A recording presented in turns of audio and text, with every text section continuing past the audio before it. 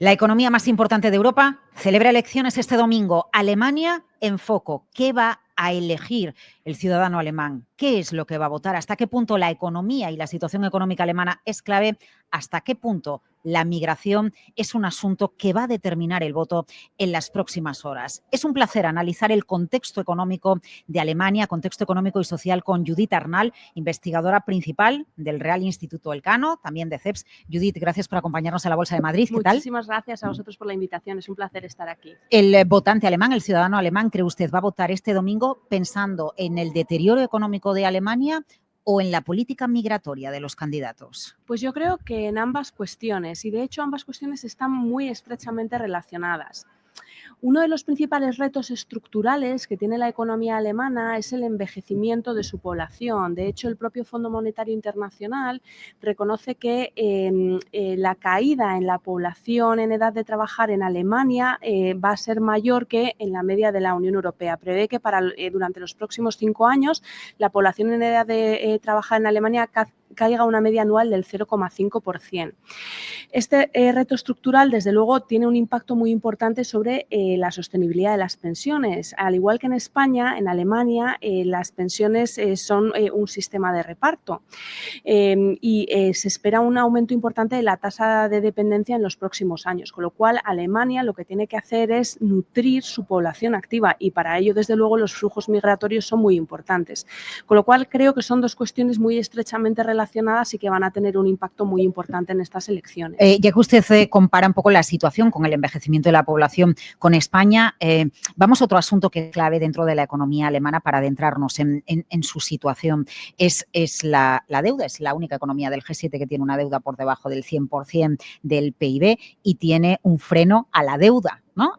Una de las claves es quien salga de las urnas tendrá el apoyo parlamentario suficiente para poner fin al freno de la deuda e impulsar el consumo en Alemania, impulsar el gasto, ¿no? Por un lado, y que a la postre eso permita que haya un impulso al consumo en el país. ¿Ese es uno de los grandes retos que tiene Alemania o eso es una cuestión ideológica? En función de quién gane será de una manera o de otra. Es un gran reto y a la vez una cuestión ideológica. Básicamente, el freno de la deuda lo que implica es que el déficit estructural en Alemania no puede superar el 0,35% del PIB y está en la Constitución desde el año 2009, con lo cual esto supondría una reforma constitucional, salvo que ocurra algo excepcional, como fue el caso de la pandemia, que se permite la aplicación de la cláusula de salvaguarda. Pero en principio ya no estamos ante una situación excepcional asimilable a la de la pandemia. Y de hecho, el desacuerdo en este tema del freno de la deuda fue uno de los motivos por los que colapsó la coalición semáforo y por lo que se está yendo a elecciones anticipadas en Alemania. Y aquí había unas discrepancias muy fuertes entre los liberales por un lado y entre los socialdemócratas y los verdes por el otro. Entonces, yo lo que percibo es que en general en temas económicos hay bastante sincronía entre liberales y democristianos, la CDU por un lado, y por otro lado entre verdes y socialdemócratas. En relación con el freno de la deuda, Merz, el candidato democristiano de la CDU, que muy probablemente sea el partido más votado y veremos cómo quedan las mayorías, pero es muy probable que sea el próximo canciller, lo que ha dicho es que se abre a revisar el freno de la deuda, pero no en primera instancia, que primero hay que tratar otras cuestiones. En particular, parece que tanto los democristianos como los liberales se van a apoyar mucho en promover el crecimiento económico a través de una reducción de las cargas burocráticas y también por medio de rebajas fiscales, no solo a hogares, sino también a empresas. Entonces sí que hay una diferencia importante en el enfoque. Puede que acaben reformando el freno de la deuda, aunque haya una coalición entre democristianos y liberales, pero sí que hay matices importantes. Bueno, y además Alemania entiendo yo que es dura de roer, ¿no? Porque hasta en su artículo en Financial Times el fin de semana pasado, Draghi, uno de los aspectos que ponía encima de la mesa y lo repitió muchas veces fue Alemania tiene que gastar más y tiene que destinar más dinero pues a reformas, a infraestructuras, porque además va a tener un efecto arrastre en las economías de otros socios europeos y con Alemania no hay manera en eso, ¿eh? Sí, de hecho, uno de los principales retos estructurales que tiene Alemania es la baja inversión no solo pública, sino también privada, pero hay una clara interrelación entre ambas. puesto que las tasas de inversión pública han sido de las más bajas de la Unión Europea, no se han desarrollado lo suficiente las infraestructuras, las telecomunicaciones, y entonces esto a su vez se ha contagiado al sector privado y ha llevado a menores tasas de inversión privada. Entonces, realmente el reto de la economía alemana es fomentar esa inversión.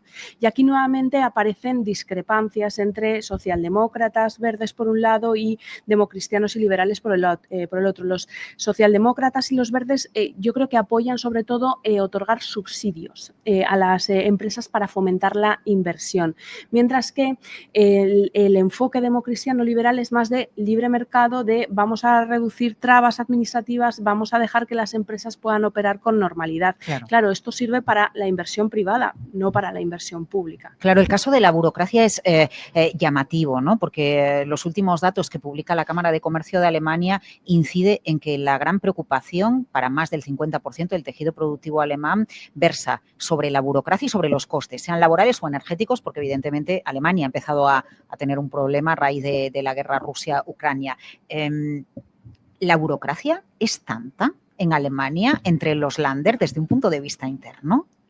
La verdad es que esto puede sorprender desde fuera porque yo creo que en el imaginario colectivo español Alemania es el país perfecto, súper eficiente, que funciona como un reloj. Entonces nos puede sorprender, pero al final el grado de descentralización, si no se controla mucho y no se evita de manera muy proactiva que surja burocracia, yo creo que por defecto estados muy descentralizados, como pueden ser el español o el alemán, tienen cierta tendencia a la burocracia, a que cada comunidad autónoma o cada land ponga sobre la mesa su propia normativa. Entonces, esto efectivamente es así. Y luego otra cuestión que yo creo que también es muy importante y donde también difieren los programas económicos de los partidos es en materia energética. La economía alemana ha estado en recesión en 2023 y 2024, ha estado muy relacionado con el fuerte aumento de los costes energéticos y con la composición sectorial de la economía alemana, que está especialmente industrializada. Ahora lo que hemos visto es que los costes energéticos han caído de manera importante. Aún así, para 2025 se espera que la economía alemana esté estancada, que crezca entre el 0,2 y el 0,3%, pero a pesar de que los costes energéticos han caído de manera importante, siguen siendo el doble que antes de la crisis energética, que antes de la invasión rusa de Ucrania, y son de 3 a 4 veces superiores a Estados Unidos, con lo cual sigue habiendo un problema de costes energéticos en Alemania. Entonces, aquí básicamente lo que sucede es que Alemania, en términos energéticos, depende del carbón y de las energías renovables. ¿Cuál es el problema con las energías renovables de momento? Que no hay suficientes puntos de recarga, que las infraestructuras todavía no están lo suficientemente desarrolladas, entonces esto va a tomar un tiempo. Y frente a esta situación hay dos enfoques. Por un lado, socialdemócratas y verdes, que lo que quieren es dar subsidios a la industria para cubrir esa diferencia, ese diferencial en costes energéticos, y por otro lado los democristianos y los liberales, que en principio serían más favorables a reabrir centrales nucleares y añadir otra vez al pool energético la parte nuclear. Bueno, y luego está la cuestión de la reindustrialización. En España lo decimos mucho, ¿no? La importancia de reindustrializar, pero tengo entendido que hay problemas también desde el punto de vista del capital exterior, de la inversión exterior, que en los últimos años ha dejado de entrar en Alemania. Entiendo que también la cuestión energética ha sido un asunto clave, a la inversa de lo que está sucediendo aquí, ¿no? Que con las renovables, bueno, pues al final España se convierte en un polo de atracción de determinado tipo de industria, y en Alemania el coste energético espanta a la industria. Espanta a la industria, y otra cuestión que ha sucedido en Alemania es que han hecho una apuesta por un tipo de industria muy concreta, que es pues industria química, industria mecánica, es decir, hardware. Mientras que industria intensiva en el uso de energía, eso ¿no? Es. Claro. Y además es que el siglo XXI es más el siglo del software, ¿no? De la digitalización, de las nuevas tecnologías digitales, y ahí Alemania se ha quedado un poquito rezagada. También se junta el hecho de que tradicionalmente China había sido un mercado de exportaciones fundamental para Alemania. Ahora ahora la demanda interna china está mucho más débil, con lo cual es mucho más difícil colocar exportaciones, pero el problema no solo es ese, es que China ahora ha pasado a ser un competidor para Alemania. Ya no solo es que no pueda absorber tantas exportaciones alemanas, sino que se ha puesto a competir con Alemania, por ejemplo, en industria de automoción. En torno, más del 15% de los vehículos eléctricos e híbridos que se exportaron en 2024 se produjeron en China, y más del 7% de los vehículos de motor de combustión interna. Y para que nos hagamos una idea, China en 2024 exportó el doble de automóviles, ya sea de un tipo o de otro, que Alemania, con lo cual además de estar de haber apostado por un tipo de industria más del siglo XX y de haber jugado a colocar toda esa producción en mercados exteriores, lo que le está pasando a Alemania es que las tensiones geopolíticas son muy grandes, el principal mercado de exportaciones para Alemania es Estados Unidos y sabemos lo que está pasando, y además China tiene una débil demanda interna y ha pasado a ser un competidor para Alemania. Bueno, que se ha roto el modelo alemán que admirábamos tanto en la etapa Merkel, sobre todo, ¿no?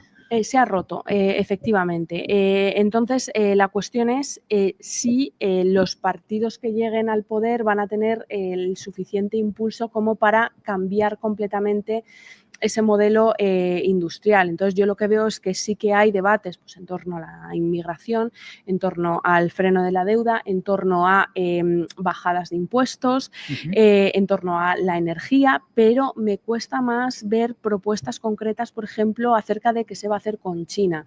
China aparece mencionado muchas veces en los programas de estos partidos, pero siempre desde la perspectiva de la política exterior y desde un enfoque más geopolítico, pero no veo que se trate o que haya un debate claro en términos económicos de cómo modificar ese modelo industrial alemán para hacer frente a las nuevas realidades. Bueno, es que modificar un modelo industrial lleva tiempo, sí, ¿no? Claro, es decir, que yo lo digo aquí muy sencillamente. No. Quiero decir que, por ejemplo, lo pensamos con el tema de los aranceles y las intenciones que haya de fondo de Donald Trump, que habrá unas intenciones respecto a China, otras intenciones respecto a tener salir una posición negociadora ganadora, pero hay una parte en la que lo que también quiere es reindustrializar en Estados Unidos. No es tan fácil llegar y cambiar toda la cadena de valor para que tú puedas fabricar en un punto en el centro de Alemania o en un lugar de los Estados Unidos. Eso a lo mejor conlleva una legislatura entera, ¿no? Hasta que... Como poco, sí, claro. Sí, pero aún así sí que me parece que...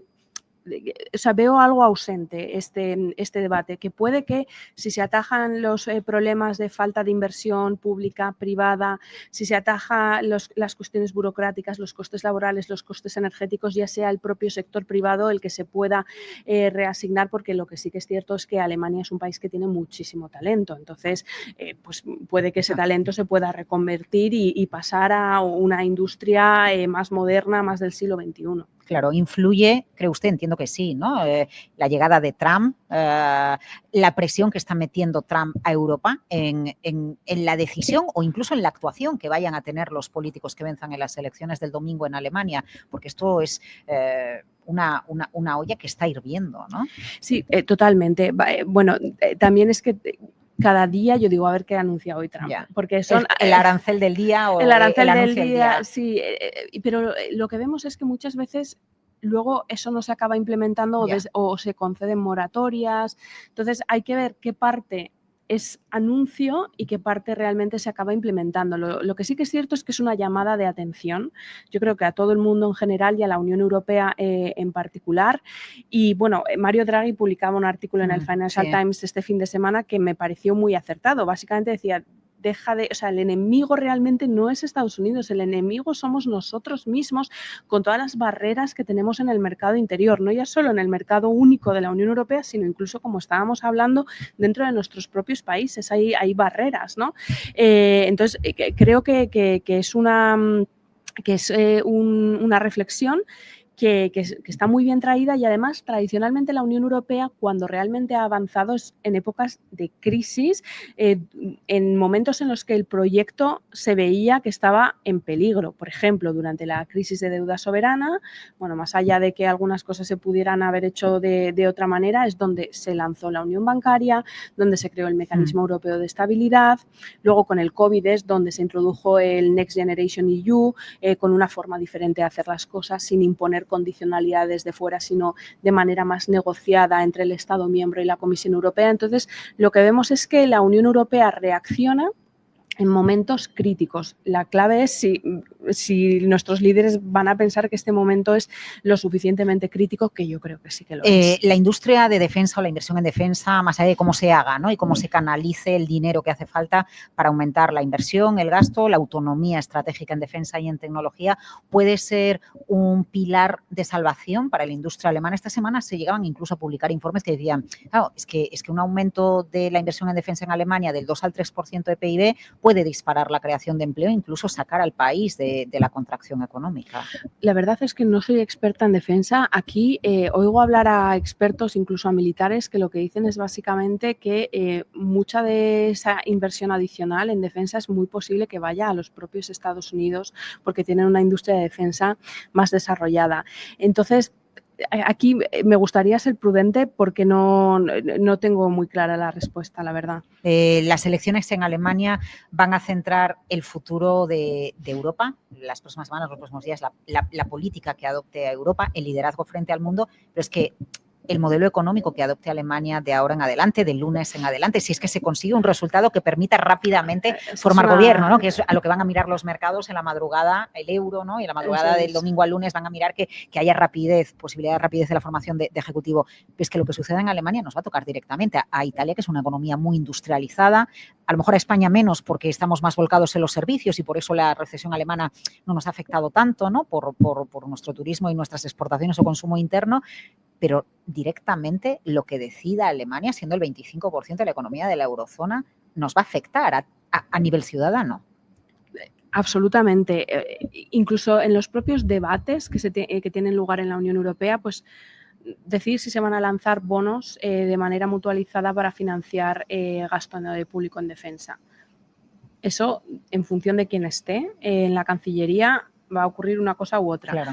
Hay cuestiones en las que yo creo que el futuro de la Unión Europea no se va a mover ni un ápice con independencia de quién esté en la Cancillería. Por ejemplo, la unión bancaria. La oposición de Alemania a un fondo de garantía de depósitos único es con independencia de quién ocupe el Ministerio de Finanzas. Y esto, recuerdo que una vez un compañero alemán, funcionario, cuando yo le dije, bueno, ha habido un cambio, ya no están los democristianos en el Ministerio de Finanzas, ahora están los socialdemócratas, antes de que llegaran los liberales al Ministerio de Finanzas. Dije, vamos a poder avanzar en las negociaciones de la unión bancaria, y me dijo Judith, un ministro de Finanzas alemán es, ante todo, ministro de Finanzas alemán con independencia de la ideología política. Entonces, sí que en los grandes debates de la Unión Europea puede que haya pequeños avances, pero creo que con carácter general la posición va a ser muy similar. Pero esa unión bancaria que necesita la Unión Europea se estima como crucial para que pueda haber mayores pasos en la integración de la Unión Europea y para que realmente seamos una zona única.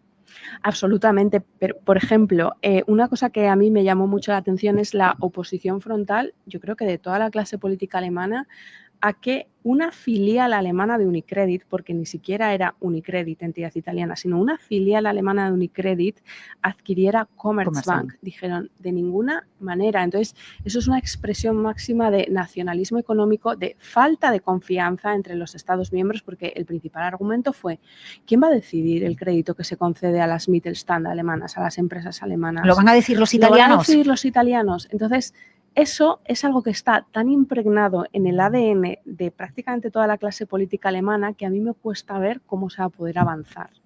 Elecciones el domingo en Alemania. Judith Arnal, investigadora principal del Real Instituto Elcano y de CEPS. Muchísimas gracias por este análisis capital en Capital Radio. Muchísimas gracias, ha sido un placer.